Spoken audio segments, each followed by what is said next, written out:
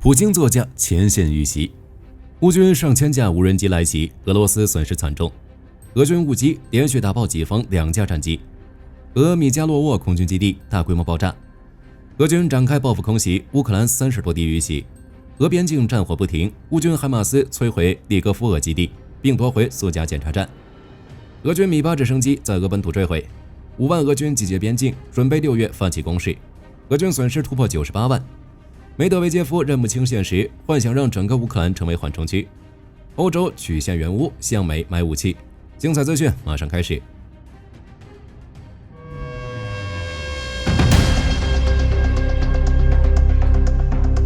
普京座驾前线遇袭的消息，相信大家也看到了。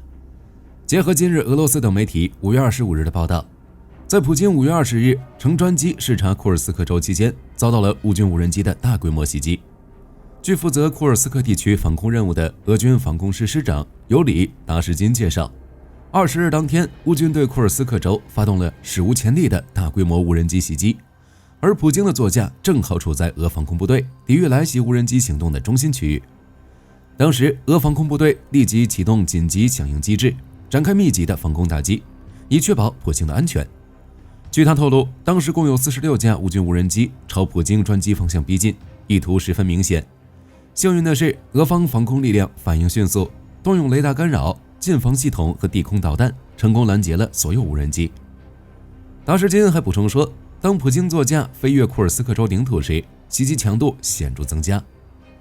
乌克兰官方对此事件保持沉默，既未承认也未否认。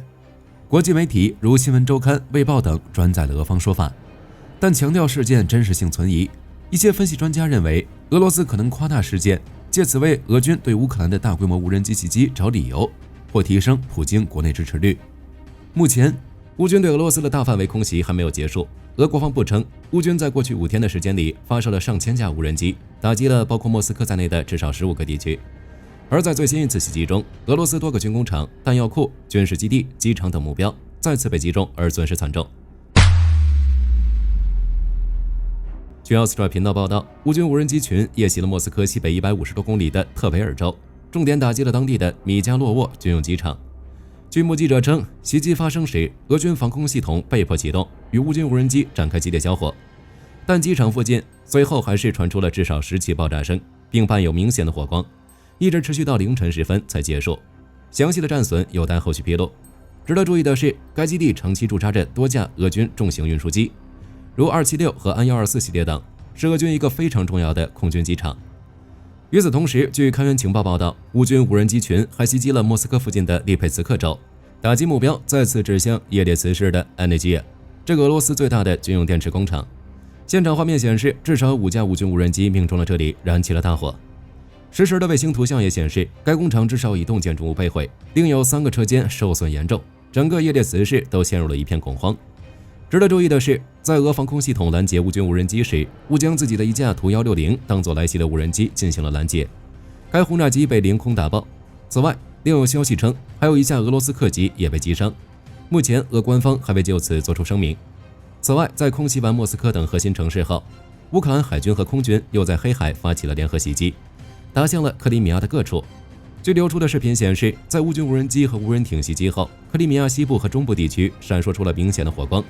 甚至有视频还拍到一名俄军在咒骂中被炮火覆盖，视频也由此中断。详细的战况有待后续进一步确认。但这已是乌军1周内第3次攻击克里米亚了，后续乌军可能还会继续向战科伊空军基地和塞瓦斯托波尔军港等地发起袭击。与此同时，乌军第801特战队趁着空袭的对克里米亚西北方向的金波恩沙嘴发起了突袭。据悉，乌军特战队在这里成功击毁了俄军一套新型的电子战系统黑眼。俄方曾宣称该系统能更有效地侦测并干扰无人机，但现在看来似乎并没有太大的效果。而金波恩沙嘴这个地方位置相当特殊，它是连接赫尔松和克里米亚的一个重要节点，因此乌军在此地的行动能将影响整个南部战区的战事。实际上，早在4月底，乌军就在金波恩沙嘴炸毁了俄军的后勤支援艇，直接削弱了俄军在这里的补给能力。而在克里米亚东边的克拉斯达诺尔边疆区，乌军还摧毁了俄军一个巨大的弹药库，这也是2天来被乌军无人机打掉的第3个俄军大型军火库。俄外交部声称，俄罗斯将对乌克兰的大规模空袭做出回应。看来乌军近期的空袭打得俄军有点痛啊。综合乌克兰空军和战争研究所的报告，5月24日至25日夜晚，俄军从库尔斯克、黑海、萨拉托夫州等地发射了数百架的无人机和导弹，对乌克兰30多个地区发动自开战以来最大规模空袭。据不完全统计，俄方共发动了298架的无人机，其中大部分是沙赫德系列，外加55枚 KH-101和口径巡航导弹，以及9枚伊斯坎德尔弹道导弹和4枚 KH-5969制导空射导弹。乌克兰的防空部队昼夜未歇，拦截了其中47枚导弹和266架无人机。早些时候，火力军曾报道说，俄军的多架图95和图160开始在边境集结，显然就是为了在袭击中发射导弹。而这几天，乌克兰对俄本土空军机场的打击，一定程度上削弱了俄军的行动。总的来看，这一次乌军的防空战绩还算不错，网络上也传出了很多个乌军防空系统击落俄军巡航导弹的精彩瞬间。但实事求是地说，乌军的防空力量还是不足，尤其是对弹道导弹的拦截明显吃力。在此轮针对袭击中，基辅、切尔尼戈夫州等地都相继传出了起火爆炸的消息，包括居民楼、公交站和购物中心等设施都遭到了不小的破坏。乌克兰官员报告说，空袭造成至少12人死亡，并有超60人受伤。至今仍有大量乌克兰人躲在地铁站中。目前详细伤亡和损失数据正在进一步统计中，但据乌方估计，俄军空袭还没结束，新轮的无人机打击即将到来。前线方向，俄罗斯边境的战火也没有停止。据奥斯特频道报道，乌军突然向库尔斯克的利格夫地区发射了3枚海马斯火箭弹，成功命中了一个俄军基地。报道称，袭击造成俄军3名指挥官当场身亡，另有9人受伤，外加4辆军车被毁。与此同时，有尚未证实的消息称，乌军地面部队还发起突袭，目前已经重新夺回了苏加检查站及其附近地区。而俄军在投掷12枚滑翔炸弹后，对这里发起了反击，试图夺回检查站。目前战斗正在进行中。在比尔格罗德战场，乌军游击队相当活跃，其不仅突袭了当地的乌拉佐沃变电站，导致附近14个定居点彻底断电，还重点袭击了俄军的后勤特路线。据俄比尔格罗德州州长格拉德科夫声称，5月25日，一伙身份不明人士炸毁了新奥斯科尔斯基区的一条俄军铁路，导致当地火车交通暂停。目前，俄应急人员正在评估损失。而在此之前，乌克兰的情报机构和游击队成员曾参与对俄罗斯铁路的破坏行动，扰乱了向前线运送军用货物的运输，因此这次袭击大概率也是乌军游击队所为。最后，在波良斯克州，乌军通过无人机和火炮对俄军控制区进行了联合打击。从前线流出的视频看，俄控区生了多个巨大火球。虽然由于战场静默，战况还不明朗，但这可能是乌军发起新一轮冲锋的前奏。毕竟在几天前，乌军的一支特战队就已攻了过来。值得注意的是，在布良斯克州边上的奥缪尔地区，俄军一架米8直升机被爆坠毁，3名机组人员全部身亡，详细消息正在确认中，不知是机械故障还是被击落的。但不可否认，米8已经成为俄乌战场坠毁最为频繁的直升机。乌克兰战场战争研究所称，克宫正试图利用大规模袭击和激进言论来转移人们对前线俄军糟糕变现的注意力，且俄罗斯目前的经济和物资正越来越限制和阻碍俄军在战场上取得重大突破。哈尔科夫方向，俄军为了普京口中的缓冲区，正不断向边境地区集结。据天空新闻披露，莫斯科已将至少5万名士兵调往了此地，其中包括俄军第98空降军等精锐部队。北约情报机构预计，俄军很可能会在6月份发起大规模攻势，来试图拿下苏梅和哈尔科夫。目前，该地区的零星战斗一直没有停止。如昨天，俄军就对哈尔科夫的重镇沃夫昌斯克发射了大量的制导炸弹。又或是据俄北方部队集团发言人亚罗斯拉夫·亚金金称，俄军为建立缓冲区，正对比洛沃迪、洛克尼亚发起进攻等。值得注意的是，俄塔斯社报道称，俄军已成功攻入苏美州的尤纳基夫卡村，但该报道被苏美州军事管理局局长格里霍罗夫否认。格里霍罗夫表示，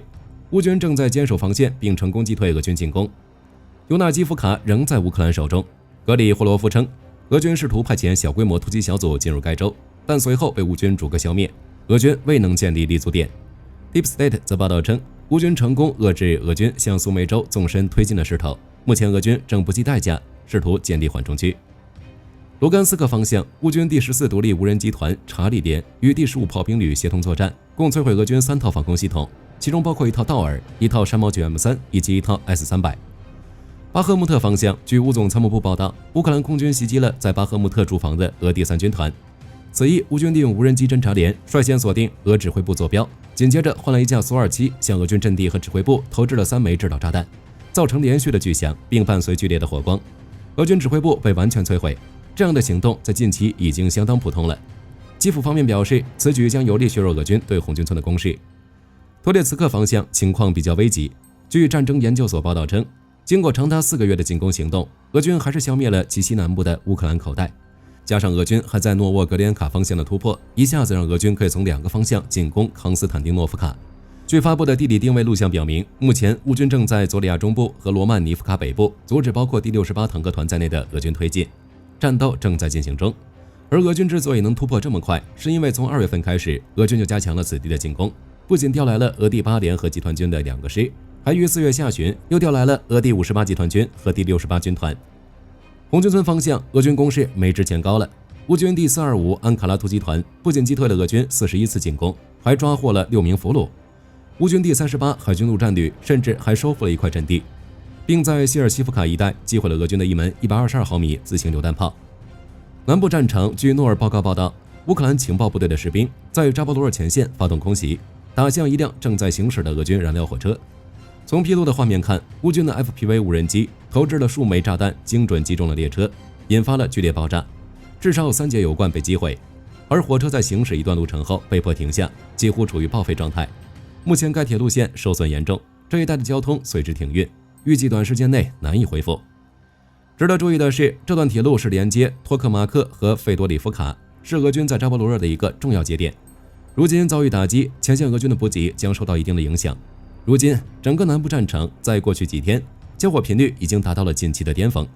如总参谋部发布报告称，其空军和地面部队在24小时内就打掉了2套俄军的道尔 M2 防空系统，外加一门 BM27火箭系统。而且其5月25日发布的数据显示，俄军损失已突破98万。但以俄罗斯如今的经济和物资，正越来越难以帮助俄军在战场上取得重大突破。如俄军现在快速部署的军队都是一些训练和战场经验较少的低质量部队，又或是俄国防工业的生产速度如今已经无法抵消亏损速度。战争研究所报道称，如今的俄罗斯正面临平衡国防工业生产和民用部门的资源分配难题，并且俄罗斯越来越依赖移民工人来缓解因战争而加剧的严重劳动力短缺问题。但俄罗斯内部仍有一些人认不清事实，开始了自己的歪歪幻想。俄罗斯安全会议副主席梅德韦杰夫5月25日公开表示，如果北约继续援助乌克兰，那俄罗斯将占领乌克兰更多的地区，即让俄罗斯控制除沃伦州和利夫州外的整个乌克兰，来充当缓冲区，以便将俄罗斯城市置于北约远程打击系统射程之外。不过幻想终归是幻想，据战争研究所报道称，仅按照当前俄军平均每天推进 14.3 平方公里的速度计算，俄军大约需要 3.9 年才能夺取乌东四州的剩余部分，之后仍需91年的时间才能实现梅德韦杰夫所提的巨大缓冲区，其中包括587459平方公里的乌克兰领土，而且以当前的损失率计算，俄军也将伤亡近5000万人。更何况北约是不会放弃乌克兰的。据乌克兰媒体报道，在基辅遭到俄罗斯大规模袭击后，德国援助的首套 TRML-4D 有源相控阵雷达就已运抵乌克兰。乌克兰军方表示，这是第一套，其余3套有源相控阵雷达也将很快到位。据悉，该系统探测距离250公里，可同时追踪1500个不同类型的空中目标，包括弹道导弹、巡航导弹、无人机和其他飞行器。值得一提的是，在乌克兰遭大规模袭击后，德国还连夜援助了一套 IRST 防空系统。很多网友或许感觉到了，在梅尔斯上台后，德国的援乌速度完全改变了。此前总是拖拖拉拉，如今不等乌克兰求援，援助的武器装备就已到位。与此同时，荷兰国防部长鲁本·布雷克尔曼斯表示，荷兰将于5月26日完成向乌克兰移交24架 F-16战机中的最后一架，履行其先前支持乌克兰的承诺。布雷克尔曼斯强调，除了这24架 F-16外，荷兰还将积极参与培训乌克兰飞行员和技术人员计划，并分享符合北约标准的军事理论，帮助乌克兰建立一支符合北约标准的空军。据悉，乌克兰共可获得95架 F-16，这些战机来自荷兰、丹麦、比利时等国家的援助承诺。乌克兰空军目前估计拥有40架左右 F-16，加上瑞典援助的2架萨博预警机，其正在测试很快入列。乌克兰空军有望在年底前重新拥有部分制空权，而这将进一步改善乌军前线的作战能力。此外，据彭博社披露，随着美国总统特朗普似乎要从俄乌战争上抽身，欧洲各国领导人就开始研究如何曲线援乌。这其中一个选择就是欧盟先购买美制武器和权限，再援助给乌克兰，和同时投资乌克兰的国防工业，从源头提供军事支持。而且欧洲还在计划对俄罗斯实施新的制裁，包括切断20家银行与斯威夫特结算系统的连接，同时加大封锁俄输油管道，甚至其准备将石油价格降至每桶45美元，彻底削弱俄罗斯的战争资金。因此，俄罗斯想赢得这场战争的胜利，唯一的希望就是说服北约放弃乌克兰，但这注定不会实现。面对欧洲的曲线援乌策略，特朗普可能会陷入两难境地。按照当前的局势，特朗普既希望通过军火贸易来为美国带来更多收入，但又不希望激怒俄罗斯。只是时间拖得越久，对特朗普的压力就越大。要知道，俄乌停火可是特朗普的竞选承诺，虽然24小时没有实现，但一直宣称俄乌谈判一切顺利，且有巨大突破。不过，此轮俄军的大规模空袭把特朗普干沉默了。特朗普没有迅速结束战争，反而将美国的底牌亮给俄罗斯，让俄罗斯底气十足。正如德国总理梅茨所说的那样，不要抱有幻想，乌克兰战争没有快速解决方案。目前尚不清楚特朗普政府是否会向欧洲出售武器。有专家表示，拜登政府批准并资助乌克兰的武器援助可能将在今年夏天耗尽。据英国皇家海军官方网站信息显示，英国新款26型巡防舰首舰格拉斯哥号制评仪式已于22日完成。当时由威尔斯王妃凯特宣读祝贺词，并按下机关，让一瓶威士忌撞击舰体后破碎，借此祈求这艘军舰可平安地执行各项任务。英国第二海务大臣康奈尔中将表示，格拉斯哥号巡防舰是纯正的反潜作战平台，据悉其排水量高达8000吨，其配备泰雷兹2087拖曳式阵列声呐、Ultra Electronics 2150型舰首声呐等反潜探测器，也可发射 IUM-139阿斯洛克反潜导弹打击水下目标。未来将与83型驱逐舰构成英国皇家海军下一代水面舰主力。根据英国皇家海军计划，格拉斯哥号还需安装各项传感器与系统，预计2026年底服役。接着还有7艘后续舰成为最先进的反潜作战要角。据防卫部落报道，韩国国防采购计划局近日批准三洋通讯技术公司向土耳其出口军用陶瓷装甲。据悉，这是三洋公司首次直接为外国开发的坦克提供装甲，而不是通过国内主要供应商出口。而之所以向韩国购买，一是因为其研发的阿勒泰坦克部分技术是学习的 K2 黑豹坦克，二是因为 K2 的装甲是陶瓷钢材复合装甲，由碳化硅和其他专有化合物组成，其等级被认为与美国 M1、德国豹二坦克相当，而装甲部分就是由三洋通讯技术公司提供。至于数量，土耳其陆军计划用阿勒泰坦克替代最先的旧坦克，最初订单250辆，长期目标是1000辆，因此装甲数量应当不会少。一场印巴空战让印度改变了对引进武器的看法。据军事新闻网报道，继布拉莫斯导弹可从苏30战机发射后，印度决定将研究新一代布拉莫斯导弹，来武装米格29、幻象2000以及光辉战机，来增强接战和对地攻击能力。报道称，布拉莫斯 A 导弹长度为6米，重量约为 1.5 吨，已比长度8米、重 2.5 吨至3吨的上一代紧凑得多。而新一代的布拉莫斯 NG 导弹，据传其重量会减轻至 1.3 吨，速度超过3马赫，射程从现在的290公里增至450至600公里。据说新一代布拉莫斯将成为全球现役中速度最快的超音速巡航导弹，从而缩短敌方的反应时间，并使敌方防空拦截时间表更为复杂。此外，报道还指出，较小的布拉莫斯 NG 型号将优先列装印度的苏30 MKI 机队，